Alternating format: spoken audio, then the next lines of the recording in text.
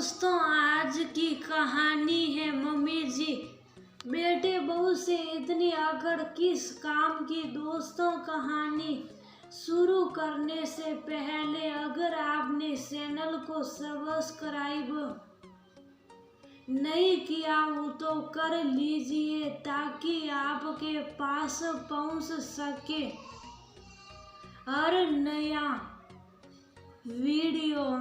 माँ आप हमेशा गुड़िया की तारीफ करती रहती हो। बेटा बहू तो आपको दुश्मन नजर आते हैं। हम आपके बुरे के लिए नहीं बोलते। मुझे और वानिया को सच में आपकी बहुत फिक्र है। माँ समझने की कोशिश करो। दूर के ढोल सुहावने होते हैं, केवल बेटी को ही अपना समझने वाली शकुंतला देवी को उनका बेटा सोमेश समझाने की कोशिश कर रहा था। हाँ, जितनी फिक्र है तुम्हें सब जानती हूँ मैं, पर तुम दोनों तो ऑफिस चले जाते हो। पीछे मैं तुम्हारे बच्चों को भी संभालूं और घर को भी चौकीदार समझ लिया है तुमने मुझे। लेकिन माँ सब दादा दादी अपने पोते पोती को संभालते हैं। गुड़िया भी तो अपने बच्चों को अपनी सास के पास छोड़कर जाती हैं।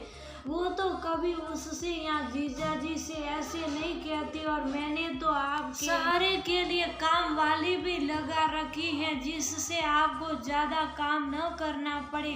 अपनी काम वाली अपने पास रखो, मुझे नहीं चाहिए। गुड़िया ने मेरा टिकट बुक कर दिया है। कल सुबह मैं उसके पास जा रही हूँ। जब तुम और तुम्हारी बीवी पर जिम्मेदारी पड़ेगी तब तुम्हें मेरी अहमियत पता लगेगी।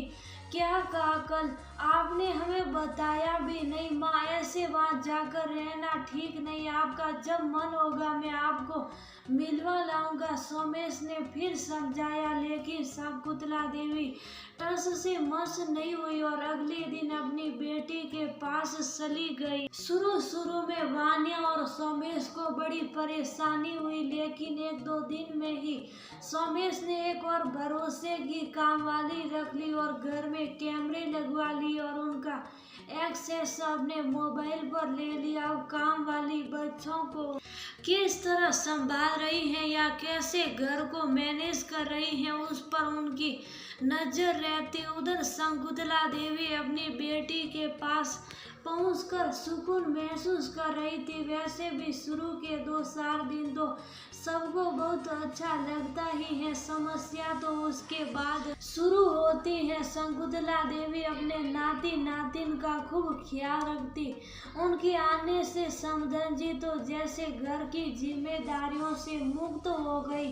वो ने अपनी किटी फिर से ज्वाइन कर ली। गुड़िया को भी सास से ज्यादा माँ पर भरोसा था। वो भी माँ के आने से बेफिक्र हो गई। अब तो सुबह नाश्ते से लेकर रात के खाने तक की सारी जिम्मेदारी शकुंतला देवी की हो गई। शुरू में तो शकुंतला देवी को बहुत अच्छा लगा अपनी पसंद का मसालों वाला खाना और ना शाम को पार्क में जाकर योगा करने की चिंता जिसके लिए वो बेटे ने उनकी जान खा रही थी। लेकिन कुछ ही दिन में उनका अल्सर का दर्द शुरू हो गया। डॉक्टर ने उन्हें पेट में अल्सर होने की वजह से मसालों वाला खाना मना किया हुआ था और परहेज के खाने के साथ में योगा करने की सलाह दी थी। बेटा बहू नौकरी के साथ उनकी सेहत का भी पूरा ध्यान रखते थे और उन्हें यही टोका टोकी पसंद नहीं आती थी। या बिना टोका टोकी के आराम से रहने के चक्कर में शकुंतला देवी ने ना तो अपनी दवाइयाँ ली और ना ही अपनी योगा वाली शैलियों से गपशप हो पाती।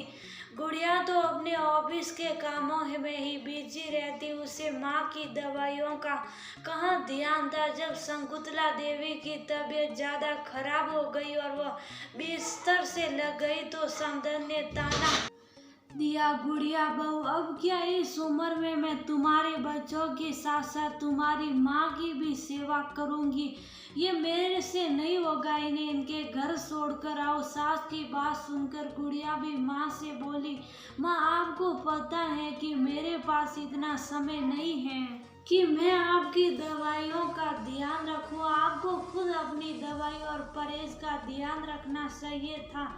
अब जब तक ये आपकी आदत बन जानी चाहिए थी, अब कौन करेगा सब काम। मैं सोमेश को फोन कर रही हूँ, वो आकर आपको ले जाएगा, कहकर गुड़िया ने माँ का सामान पैक करना शुरू कर दिया। समधन और बेटी की बात सुनकर शकुंतला देवी को बहुत दुख हुआ। जब 2 साल से मैं इस घर को अपना समझकर सारे काम कर रही थी तो मैं सबके लिए अच्छी थी। समधन ने तो मेरे आते ही घर की जिम्मेदारियों से खुद को मुक्त कर लिया था। आज मैं जरा बीमार क्या पड़ी, सबको भारी दिखने लगी। उधर मेरा बेटा और बहू मेरी कितनी सेवा करते थे, लेकिन मैंने कभी उनकी कदर नहीं की। बहू हमेशा मेरी दवाइयों और सेहत का खुद ध्यान रखती थी। किसी ने सच ही कहा है, जब तक हमें कोई महसूस नहीं होती तब तक हमें अपनी उसकी कदर नहीं होती। इतने मन से अगर मैं अपने बेटे बहू के साथ रहती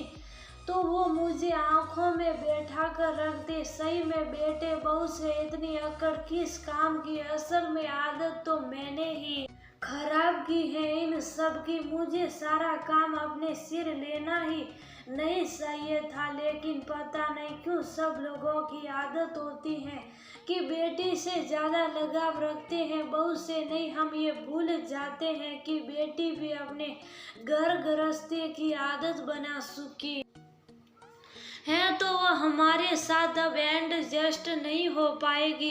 काम तो हमेशा बहू है आएगी। अब से मैं अपनी ये खराब आदत बदल लूंगी। अब शकुंतला देवी अपने बेटे और पोते पोती के साथ पुनः मिलन को तरस रही थी। गुड़िया का फोन सुनकर सोमेश उसी दिन माँ को लेने चल पड़ा। दोनों माँ बेटा गले मिलकर खूब रोए। आज उनका ये पुनः मिलन दिल से था। ऐसा लग रहा था जैसे वह दोनों 2 साल से नहीं सदियों से जुदा थे। घर पहुंचकर शकुंतला देवी ने बहू वानिया को गले से लगा लिया। वानिया उनके इस व्यवहार पर आरसी संगीत थी। शकुंतला देवी बोली, बहू आज हमारा पुनः मिलन हुआ है, अब तक तो जो भी हुआ उसे भूल जाओ। अब से हम सब मिलकर अपनी नई जिंदगी शुरू करेंगे। मम्मी जी, मुझे भी ये पुनः मिलन हमेशा याद रहेगा। शकुंतला देवी ने वानिया को कसकर अपने सीने से लगा लिया, जैसे एक छोटे बच्चे को अपनी माँ से बिछड़ने का डर सता रहा हो। सोमेश एक तरफ खड़ा खुशी के आंसू बहा रहा था। कितना सुखद पुनः मिलन था ये।